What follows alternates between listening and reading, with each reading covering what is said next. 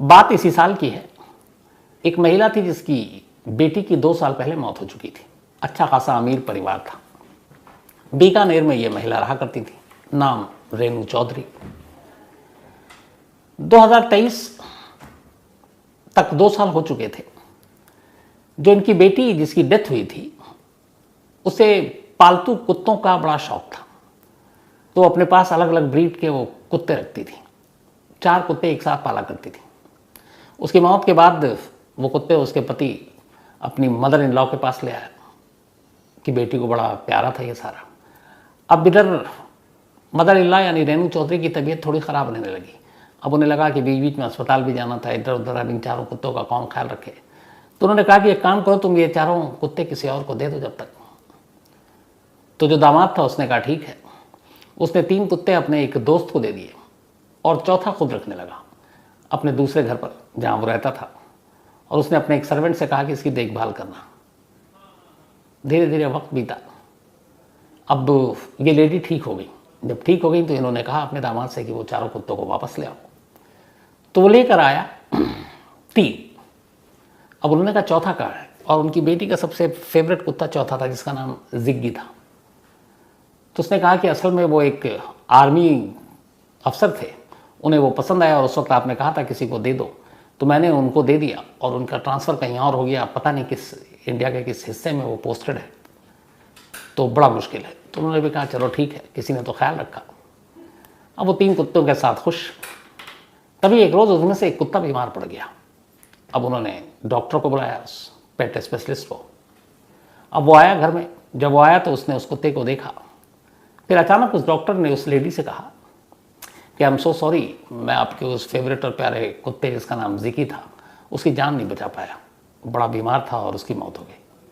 तो लेडी ने कहा क्या बात कर रहे हैं आप, किसकी बात कर रहे हैं। उन्होंने कहा भाई जिसका नाम जिकी था। उन्होंने कहा हाँ। तो उन्होंने कहा पर वो तो किसी आर्मी अफसर के पास है, मेरे दामाद ने बताया। अब डॉक्टर भी घबरा गया।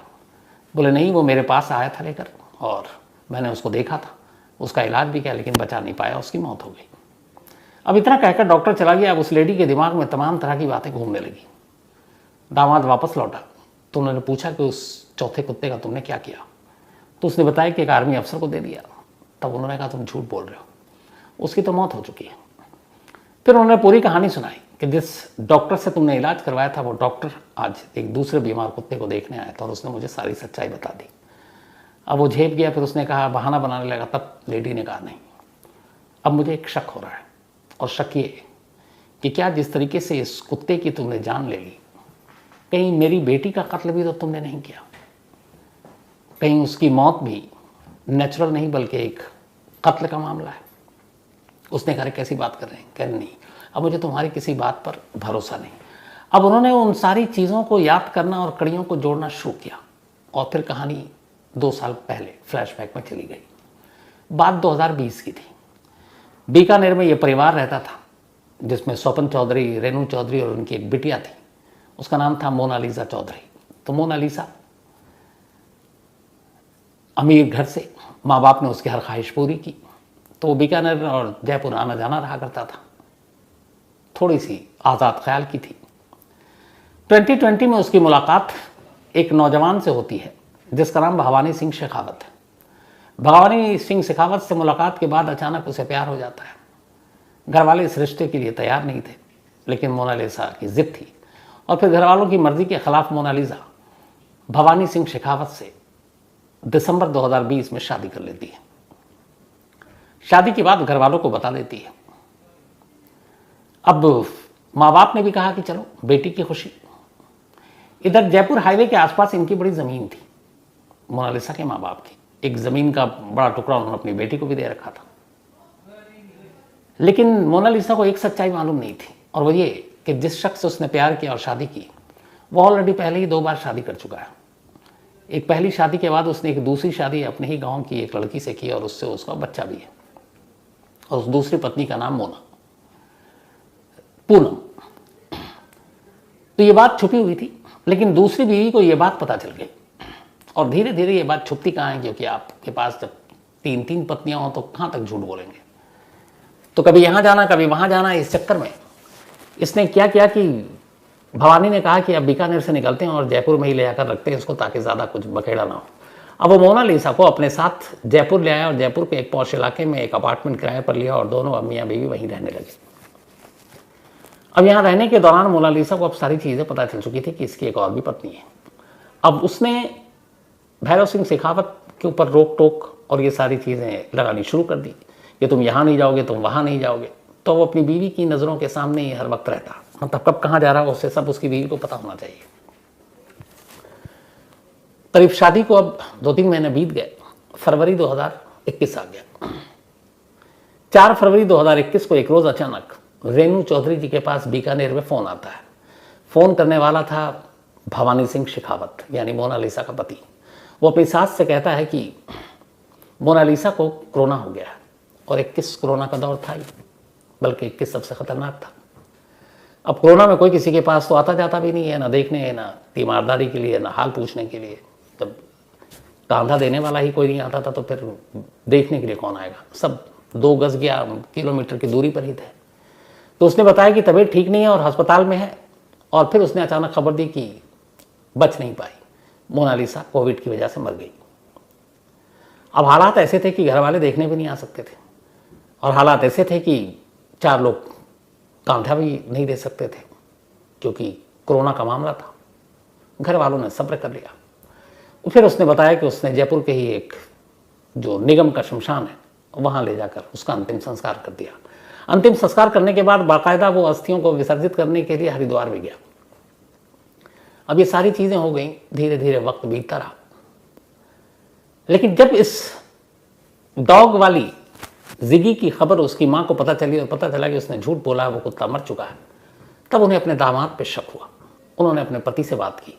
पति स्वपन चौधरी को भी बहुत सारी चीज़ें अटपटी लग रही थी कि उनकी बेटी बिल्कुल ठीक ठाक, फिर अचानक बीमार, फिर यूं डेथ, आनन फानन में अंतिम संस्कार। हालांकि उस वक्त हो रहा था, ये सारी चीज़ें हो रही थी।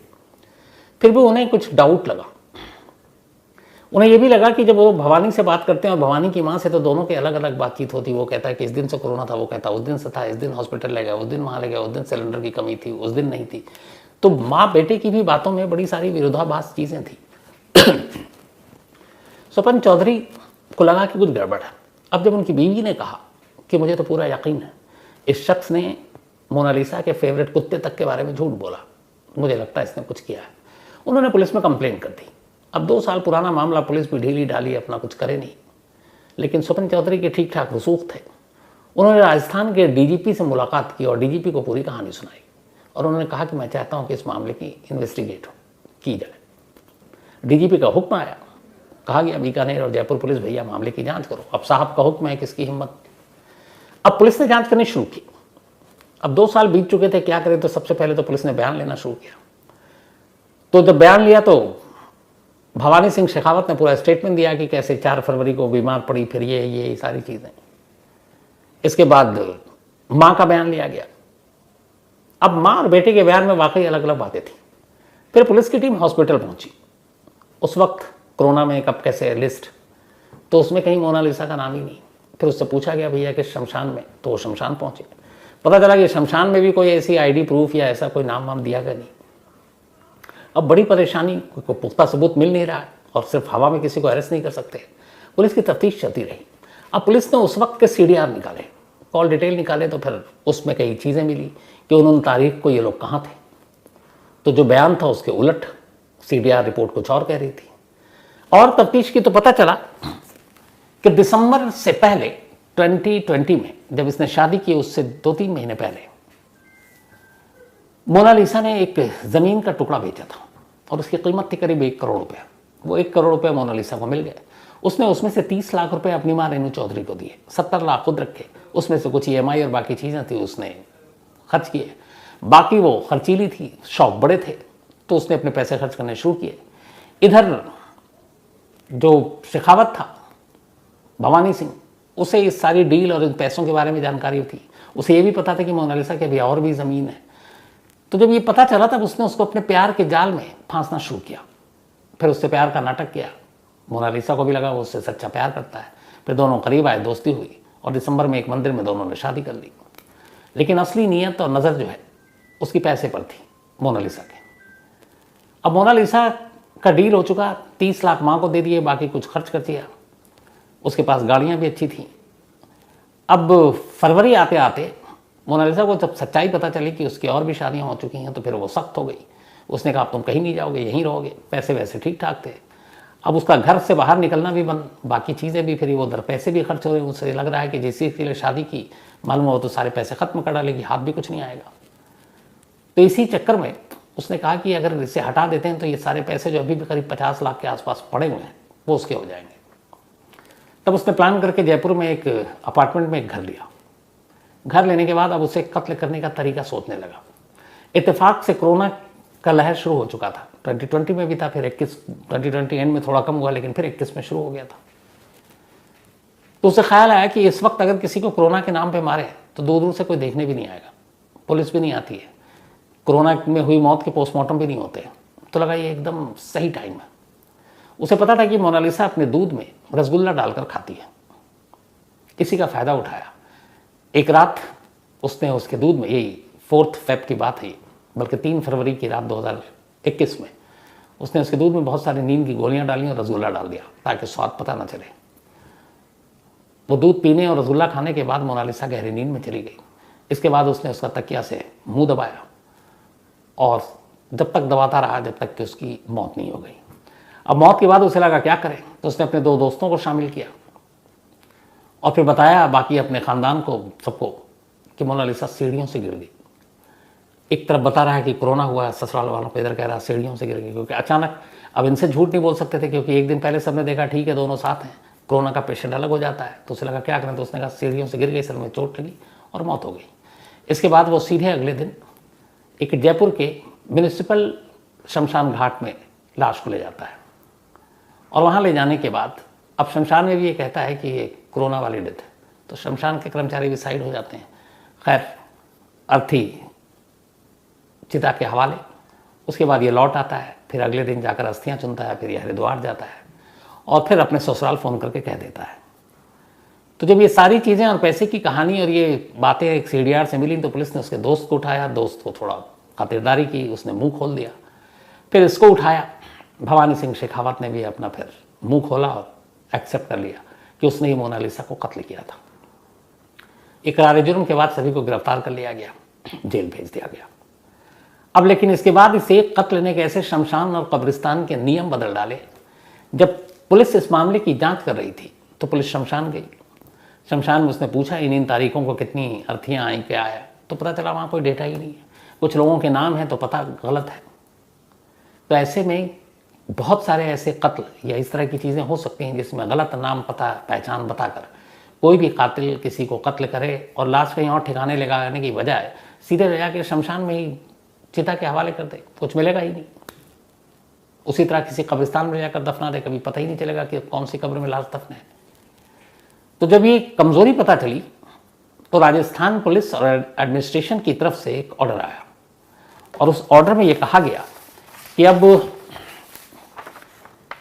जितने भी शमशान और कब्रिस्तान हैं वहाँ पे जब भी कोई लाश आएगी तो उसके लिए ज़रूरी है कि उस अर्थी या जनाजे के साथ जो लोग आए उनमें से कम 5 लोगों के आईडी यानी कि आधार कार्ड जमा होने चाहिए, उनकी तस्वीरें। जैसे आप होटल में जाते हैं तो 5 लोगों के उस अर्थी या जनाजे में शामिल कि आईडी उस शमशान घाट या कब्रिस्तान के दफ्तर में जमा कराना पड़ेगा और साथ ही जिसकी मौत हुई है उसकी भी आईडी प्रूफ।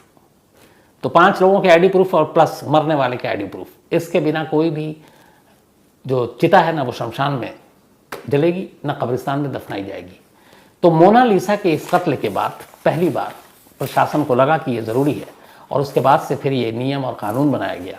और अब यही होता है कि जब तक आपके पास वो सबूत नहीं है, आईडी प्रूफ नहीं है कि कौन मरा, उसका नाम पता क्या, उसके साथ कौन लोग आए हैं जो 5 खास हैं, सबसे करीबी हैं, तब तक वो उसकी ना चिता सजती है ना उसे दफनाया जाता है। तो ये कत्ल ने कैसे अंतिम संस्कार और दफनाने के नियम बदल डाले, ये मोनालिसा के कत्ल के बाद शुरू हुआ था।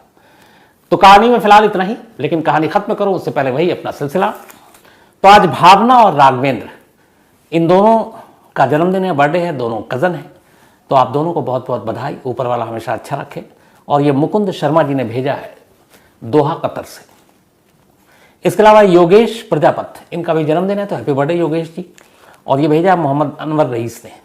साथ ही गुनीत कौर सोधी, इनका भी आज बर्थडे है, तो हैप्पी बर्थडे गुनीत कौर जी। और मनदीप कौर ने भेजा है। आयुष कुमार झा, इनका कल था, तो बिलेटेड हैप्पी बर्थडे आयुष। और ये अभिषेक ने भेजा है। साथ ही डॉक्टर विनय कुमार गौतम, इनका भी बर्थडे है, तो हैप्पी बर्थडे डॉक्टर साहब। और आपका मेल मिला, बहुत ही अच्छा, थैंक यू सो मच। इसके अलावा ML Bharti, thank you so much Bharti साहब, एंड थैंक यू राखी के विश के लिए। तो मेरी तरफ से भी हैप्पी रक्षाबंधन बोल दीजिएगा आप पत्नी को भी। और उमर शहजाद, इन्होंने कहा है कुछ चीज़ें इंग्लिश में आप लिखा करें, उसमें बहुत सारे लोग हिंदी पढ़ते नहीं हैं, तो जल्दी मैं आपको बताने वाला हूँ इस बारे में, कुछ नई चीज़ें हो रही हैं। साथ ही प्रीति नरुले, थैंक यू सो मच, आपको भी राखी की विश, बधाई। मोहम्मद अल्ताफ़ जम्मू से कहानी की फरमाइश की है। फयाज़ अहमद, और इन्होंने बताया कि 5 साल हो गए कहानी को, थैंक यू सो मच याद रखने के लिए। साथ ही Shanu Yadav, happy Rakshabandhan. Mayur Thole, thank you so much. तो बहुत सारे लोगों ने राखी पर विश भेजा, तो तमाम लोगों को एक बार फिर कहानी खत्म करूं, हैप्पी रक्षाबंधन। सभी को रक्षाबंधन का ये त्यौहार बहुत बहुत मुबारक, बधाई। और यूं ही इसी तरह सभी बहनों के चेहरे पर हमेशा मुस्कुराहट रहे, खुश रहें। एक हमारी चित्रा गांधी जी भी हैं बहन, उन्होंने भी भेजा है message, thank you Chitra ji. तो आज कहानी में इतना ही। अब आपसे मुलाकात होगी कल रात 9 बजे किसी नई कहानी के साथ। तब तक अपना ख्याल रखिएगा। Thank you very much.